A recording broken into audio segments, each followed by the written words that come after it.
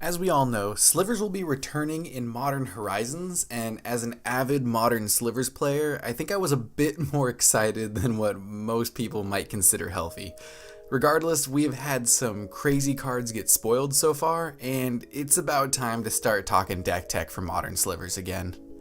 I will be referencing my most recent deck tech video on Modern Slivers, so for those interested in the video or just the deck list, I'll have links to both in the description below. Now, I think I need to talk about the most obvious bomb of a sliver first, and that is, of course, the first sliver. This card costs one of each and grants each sliver Cascade. Now, for those wondering, yes, each sliver you cast through Cascade now additionally has Cascade, meaning if you hit the right cards, your board state will grow rather quickly on a single casted sliver. Unfortunately for Modern, I can't see this being the easiest inclusion. If we look at Sliver Hive Lord as a comparable example, just for cost alone, which I do currently run one of in the sideboard, it can be rather hard to cast. Hitting 5 rainbow lands on their own, let alone your mana slivers, is not always guaranteed, and the mana base has proven to be one of the deck's weakest links. The easiest way to cast this card is definitely upticking your Aether Vial to 5 counters, but even then it becomes a bit of a win more situation. Now, depending on what additional slivers get spoiled, this may be easier to include than I currently believe. If we were to get a new mana sliver or some other way of streamlining the ability to play 5 colors in tribal, then we might be set, but for now this is not the auto include that Modern Slivers needed. Commander, on the other hand, this is a no-brainer, and I can see this being the most fun of slivers to play as a commander by far. Granted, Sliver Overlord is much better suited for a toolbox sort of approach to slivers, or wanting to consistently grab your infinite win combos, but with us getting a wider range of slivers to choose from, and a wider range of CMCs, this commander will flood any board state with the Hive quicker than a haste sliver. And speaking of Commander, I hope you all picked up your copy of Sliver Legion and Sliver Queen already, as their prices have already spiked up to almost $100 and $200 respectively. We've seen a good few other slivers as well, and while most aren't game changers for the Modern Slivers scene, it's just nice to see new slivers getting printed. One is definitely standing out to me above the others though, and that is Dregscape Sliver.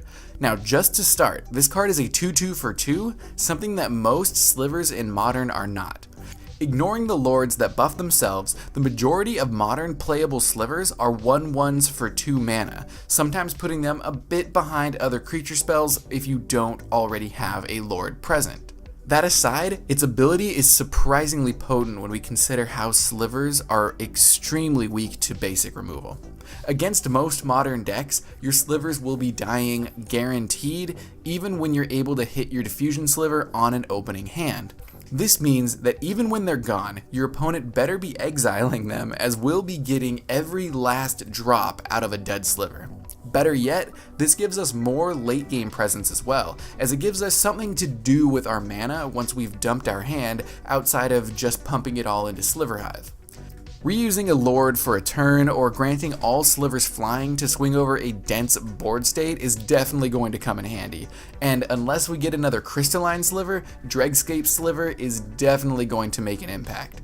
Referencing my previous deck list, these will be directly swapped out with my current 2 copies of Leeching Sliver. Now, slivers are not the most proactive or interactive cards, but I tend to build my decks as reactive and preventative as possible. By that, I mean cards like Diffusion Sliver to help prevent slivers from dying, Necrotic, which helps us to react to something that's already on the board, and cards like Darkheart and Sedge Sliver, which allows us to respond to potential removal in a more preferable way. I've found building slivers like this, rather than the more linear fashion, makes for a more flexible and enjoyable playstyle overall. Linear builds in Modern have already existed, and they tend to either run strictly Naya colors, or they'll include something like more copies of Leeching Sliver and Blur Sliver on the main board. Which is why, while writing this video, I figured Changeling Outcast would have made a decent impact on the linear ones, and in my opinion, less fun, sliver builds. Changeling Outcast is unblockable, meaning free procs on Leeching Sliver guaranteed. Alongside cards like Blur, Gale Rider, and Tempered Sliver, I figured linear Sliver decks that just wanted to turn sideways would end up going pretty hard.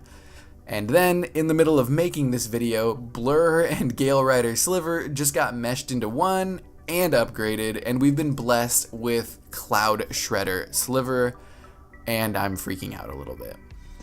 Cloudshredder Sliver costs a red and a white, and grants all slivers you control haste and flying. Now let's hop back to the two modern relevant sliver cards that give us these keywords really quick. Gale Rider Sliver, which is an incredible card, grants us flying for only 1 mana and is so far our most potent 1-drop in Modern. Blur Sliver, on the other hand, granted us haste, but only after paying 3 mana to get it out. Looking at Cloudshredder Sliver now, we can see that this card is a blatant upgrade to Blur Sliver alone.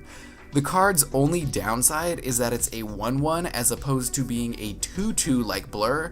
However, the 3-cost slivers were already a clunky aspect of the deck, and the reduction in cost far outweighs the lack of innate power. Cloudshredder Sliver is going to be main decked in every sliver deck, guaranteed. Now this is what we've been given so far, and we still have weeks to go until this set is dropped. I don't know about you, but I am extremely optimistic for the future of the Sliver Hive in both Modern and Commander. That is, if you ignore the notable price spikes for those few Commander cards. Thank you guys for watching, and I still have no idea how to end a video.